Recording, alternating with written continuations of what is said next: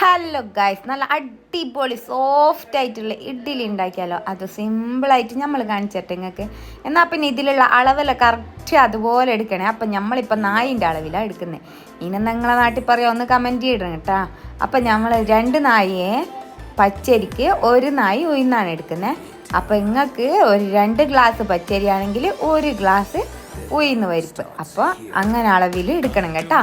പിന്നെ അതിലേക്ക് വേണ്ടത് ഒരു 1/2 സ്പൂണ് നമ്മളെ ഉലുവ കേട്ടോ. അങ്ങനെ ഉലുവയിട്ട് കുറച്ച് വെള്ളവും പറഞ്ഞ് നല്ലോണം കുതിർത്താൻ വേണ്ടി വെക്കണം.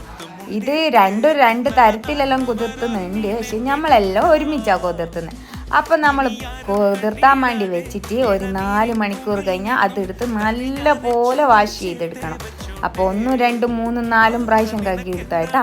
അപ്പോൾ 4-5 പ്രാവശ്യം കഴുകിയെടുത്ത് നമ്മളെ പച്ചരി ഉഴുന്ന് മിക്സിയിലേക്ക് ഇതുപോലെ നിറച്ചും തന്നെ 3 സ്പൂണ് ചോറെടുക്കുന്നുണ്ട്.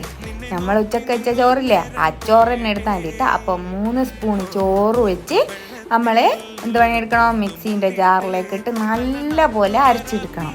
ഫൈനാക്കിയിട്ട് തന്നെ അരച്ചെടുക്കണം കേട്ടോ.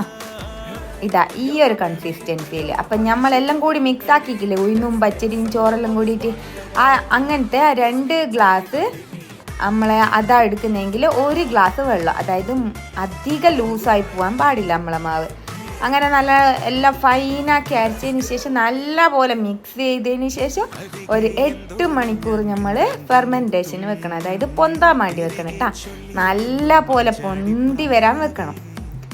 8 മണിക്കൂർ കഴിഞ്ഞാൽ ഇതുപോലെ നല്ല അടിപൊളിയായിട്ട് നൊര പോലെ വന്നിട്ടുണ്ട് കേട്ടോ. ഈ വെള്ളത്തിനൊരു പ്രത്യേകത ആണെന്നില്ലെങ്കിൽ അത് നമ്മൾ ഇപ്പോൾ എല്ലാവരും നെയ്യ് വരട്ടിട്ടില്ലേ, വെളിച്ചെണ്ണ നമ്മളെ ഇഡ്ഡലി ചെമ്പിൻ്റെ മേലെ ഒന്ന് തടവിയിട്ടില്ലേ നമ്മൾ വെക്കൽ. പക്ഷെങ്കിൽ പണി കുറക്കാൻ വേണ്ടിയിട്ട് എന്ത് പണിയെടുത്ത് നമ്മളെ വെള്ളത്തിലേക്ക് ഒരു 2 സ്പൂണ് നെയ്യ്, വെളിച്ചെണ്ണയോ അല്ലെങ്കിൽ ഓയിലോ എന്തെങ്കിലും പാർന്നതിന് ശേഷം നമ്മൾ ചെമ്പിൻ്റെ മൂടി വെച്ച് നല്ലപോലെ മൂടിയാൽ മതി കേട്ടോ. എന്നിട്ട് നല്ല പോലെ പതച്ചതിന് ശേഷം നമ്മളെന്ത് പണിയെടുക്കുക, ഇഡ്ഡലി മാവ് പാർന്നെടുക്കുക. അപ്പം നല്ല സോഫ്റ്റ് ആയിട്ടുള്ള അടിയും മേലെയും നല്ല പോലെ ഒരുപോലെ ഉള്ള നല്ല അടിപൊളി ഇഡ്ഡലി നമുക്ക് കിട്ടും കേട്ടോ. കണ്ട ഇതുപോലത്തെ സോഫ്റ്റ് ഇഡ്ഡലി മസ്റ്റായിട്ട് ഇതുപോലെ തന്നെ ട്രൈ ചെയ്യണം കേട്ടോ. വെള്ളം കൂടി പോകാണ്ടിരിക്കാൻ ശ്രദ്ധിക്കണം, കാരണം വെള്ളം കൂടി പോയാൽ നമ്മളെ ഇഡ്ഡലി മാവ് ശരിയാവില്ല കേട്ടോ. അപ്പം വെള്ളം കറക്റ്റ് അളവിലെടുക്കുക, അധികം ലൂസാക്കാൻ പാടില്ലേ. അപ്പം നല്ല ഇഡ്ഡലിയും സാമ്പാറും നല്ല വറുത്തരച്ച സാമ്പാർ കേട്ടോ.